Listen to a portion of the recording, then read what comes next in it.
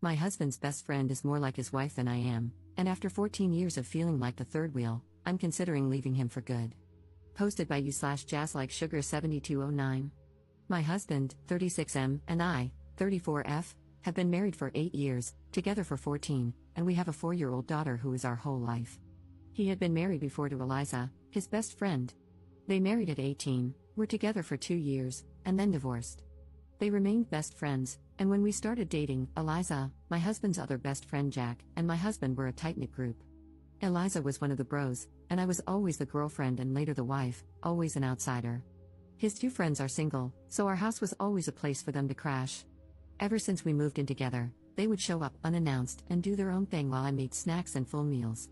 For the first year, I tried my best to integrate into their clique, but it never worked out.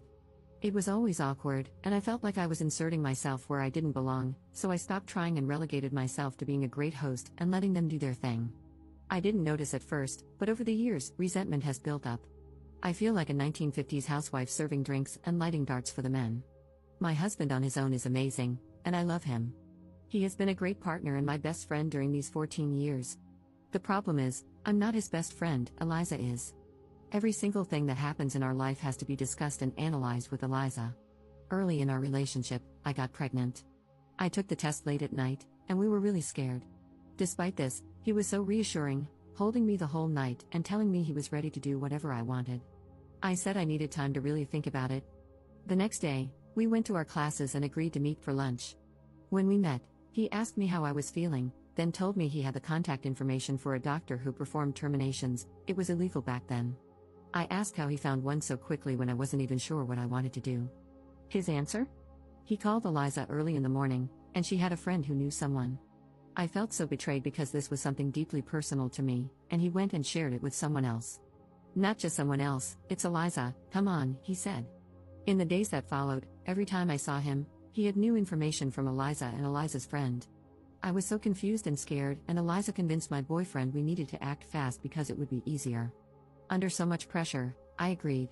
Long story short, it was a terrible, unsanitary clinic, and I almost died. To this day, I don't know if I should have kept the baby or not. But it's better not to dwell on it. When my boyfriend proposed, Eliza was fake mad that he hadn't told her first. The only way to placate her was to make her his best man, even though my husband had a male best friend. Every little or major event in our life turns into, yeah, I'm going to tell Eliza now, you know how she gets. I was S8 as a child and told my husband about it. He was the first person I ever confided in. Months later, Eliza and I were alone in our kitchen, and she started talking about something she'd heard on the news about a girl raped by a family member. Then she hugged me. When I started trying for a child and got pregnant, I asked my husband to keep it between us for a little while. It was Wednesday. By Sunday, when I saw Eliza, she congratulated me. I ended up miscarrying. I started looking for a doctor to help me deal with my depression, again, something I wanted to keep private. Eliza was so understanding. When I was pregnant with my daughter, Eliza came to me full of advice on things I should do. I told her to mind her own business, which really hurt her feelings. I stood my ground and told my husband I wasn't going to raise my child with Eliza's input and didn't want to hear any advice from her. This turned into a big fight with my husband because I was rude and Eliza was family and already considered herself an auntie. That was the only time I gave my husband an ultimatum: Eliza better keep herself away from my motherhood, or I will leave. Now, my resentment has reached the point where I don't want her near me, my house, or my husband. I feel like she is more married to my husband than I am. My whole life feels like I'm living in a best friends to lovers drama. I'm not sure why I'm writing this.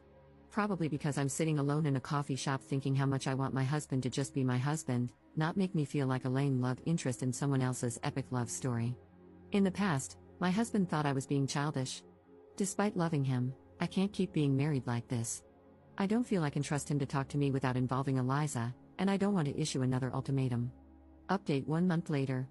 I'm going to start by saying how thankful I am to everyone who showed grace on my last post. This isn't a happy update. If anything, welcome to the pity, angsty train. After writing my post and reading how most people felt about it, my head was full of doubts and sadness. Your opinions weren't a surprise since most of my friends and family had voiced the same at some point. I guess I'm too slow and need to be punched harder to understand. A few days after my post, I took a pregnancy test, and it was positive. Having a large family is what we always wanted, and ever since my termination, I've been left with a feeling of having empty arms. Holding my daughter in my arms felt like being whole again, and I knew I needed to grow my arms even more to hold my new baby too. But after the initial happiness, an ugly feeling started to grow in my stomach. I didn't want Eliza in our life. It felt like taking off my innocence glasses, and I was finally able to see her, really see her. How every smile was so damn fake, how every compliment was always mean-spirited or a veiled self-compliment. Nice potato salad, it was great. Oh, remember, to my husband, that potato salad I made? It was kinda unbelievable blah blah blah, or, nice outfit, I love how confident you are. I can't leave the house without making sure my outfit is flawless. Her reaction to my first pregnancy, my wedding, our travels, my second pregnancy, buying a house, how everything that should have been between my husband and me always included her, as if our life were a play she should write and direct. On our first Christmas together, she came over while we were decorating. With all her positive critiques, I ended up sitting in a corner drinking wine while she and my husband decorated. She's always here. And by here, I mean in my life.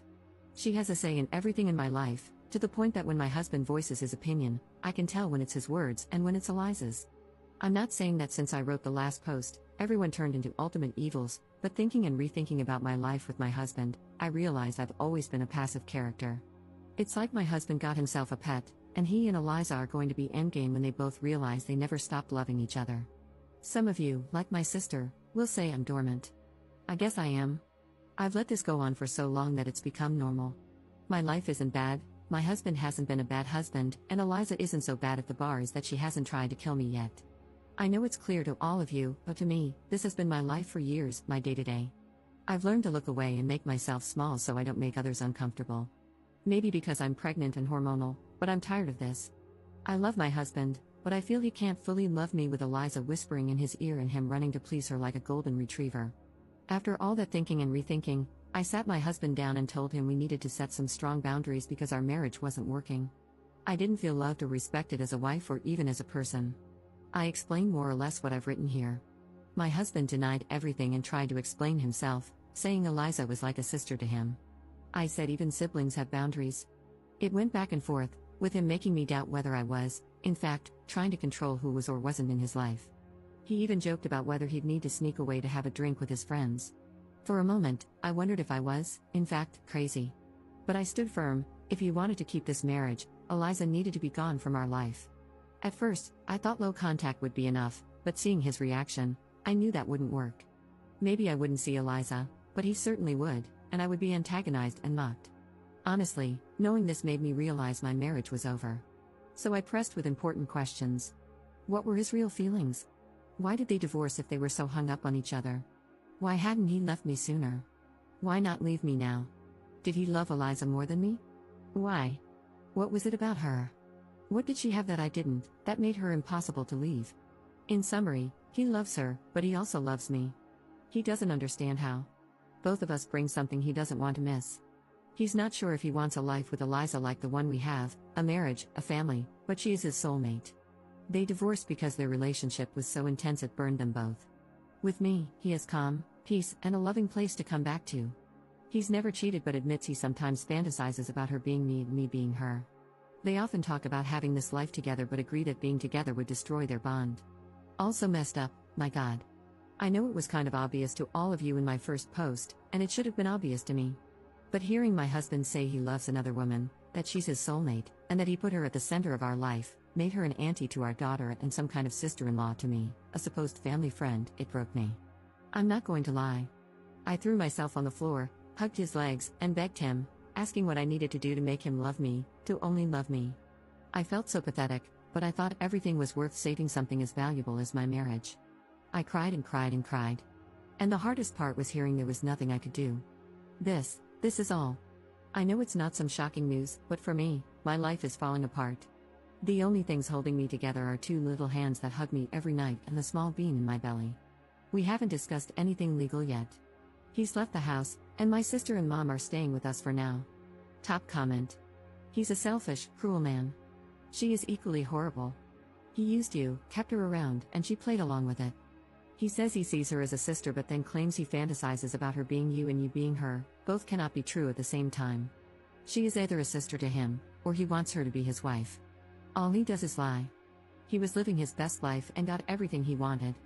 He has cheated, maybe not physically, though I doubt it, but emotionally, he has. You deserve to find someone who truly loves you and chooses you every single time, not someone who keeps another option. You were their little doll to play with. You gave him all these wonderful things so she didn't have to, but she gets the perks of being your husband's girlfriend without ever having to get pregnant or do any hard labor in a marriage. I'm so sorry. Second update 1 month 2 weeks later. Hopefully, this will be my last update, but not the end for me. Thanks again to everybody who sent me encouraging messages or replied to my last 2 posts.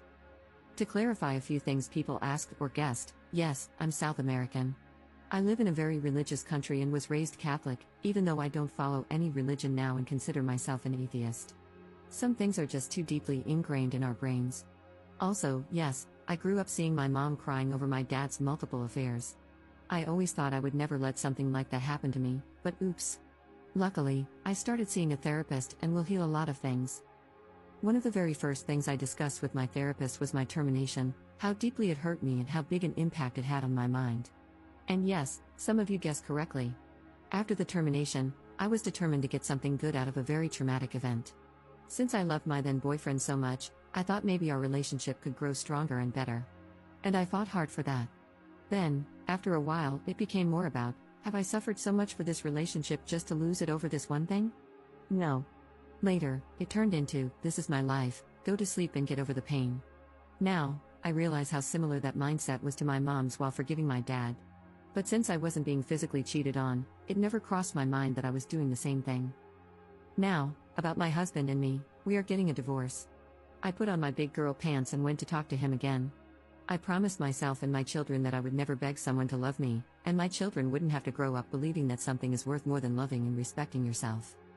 So, I went to talk to him, mostly to say I wanted a divorce, and that's all. At first, I wanted to write down all the things he did that hurt me and how much they hurt, but what's the point? Communication time is over for us as a couple. He was all shocked and then teary because he didn't want a divorce. He tried to convince me to take more time to think. Then he tried to negotiate, asking what I needed for this to work, what I wanted, and what he was willing to do. He was so generous to offer to take some distance from Eliza to work on our issues. I laughed like a maniac because WTF. He said our family means everything to him, our daughter, our new baby. I was something he valued so much. I was the heart of his family, and he would always love me and be thankful for everything I gave him. This hurt because, yeah, he doesn't see me as a woman or his wife. I'm the mother of his children. I'm the one who takes care of him and his house, and he's thankful? It was a long talk, but it was mostly the same thing over and over again. In the end, he proposed that I keep the house, stay married because his job has great benefits that I should take advantage of even if we weren't together. He said he would cover all expenses, and we could live in different houses. In the end, he reluctantly agreed to the divorce. I'm now working on establishing new boundaries. I agreed that we should keep things friendly because we have 2 kids to co-parent. Since he doesn't have a place to live yet, I allowed him to hang out with our daughter in our home, take her to the park, etc. But then he started showing up unannounced at our house, cooking for himself, and acting like he still lived there. I was getting really uncomfortable. I had asked for his keys earlier, but he said he wanted to keep them for emergencies only. One day I snapped and told him to either give me the keys back or change the locks. Again, he got teary, saying this was still his home. I told him it wasn't anymore, so no more hanging out here. Now, I'm thinking it's best to sell this house and find something new that can be mine and the kids' home only. As for Eliza, some of you will be happy to know they aren't together. He isn't staying with her, and from what I know, she has distanced herself from him. Maybe she only liked him when he was in a relationship? Or now that her power trip is over, she isn't interested? He is pretty heartbroken that his so-called best friend isn't with him anymore, really heartbroken. I know this because a mutual friend told me, and when he comes to pick up our daughter, he seems in bad shape. He's unkempt, has lost some weight, and always looks so tired. My pregnancy is going fine. As you might have guessed, I'm not interrupting it, so between a divorce and having a baby this year, I guess I'll have a very eventful year. That's all, I guess. Commenter. He's an idiot. He put his ex above you and his children, only to get burned by her. She never wanted him, she just loved the control she had over him. Ops response. It's a shame I won't be able to know exactly what happened between them and their fallout. I'm distancing myself from that drama, but I would love to know, like the big gossiper that I am. Commenter. I'm so happy for you. The idea of a different house is good, but you can also just change all the locks. Build a social support group for yourself, create distance from your ex, and limit interactions. Wishing you all the best. Ops response. I think the new house will be the best, without any sad memories, just a fresh start. Also, I want to live closer to my mom and sister since I will be needing their help.